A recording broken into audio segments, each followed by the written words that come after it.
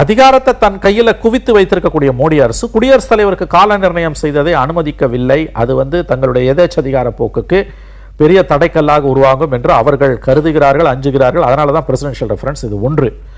ஆனால் அதை தாண்டி நல்லரசு இந்தியாவில் இருக்குது, அல்லது ஒரு மெஜாரிட்டி இல்லாத எல்லாரையும் கேட்டு நடக்கக்கூடிய ஒரு கவர்மெண்ட், ஓரளவு தர்மத்துக்கும் சட்டத்துக்கும் கட்டுப்பட்ட, அரசியலமைப்பு சாசனத்துக்கு கட்டுப்பட்ட கவர்மெண்ட் இருக்குதுன்னா ஐ திங்க் அவங்களும் இந்த ரெஃபரன்ஸை கொடுத்திருப்பதற்கான வாய்ப்புகள் இருக்குன்னு எனக்கு தோணுது.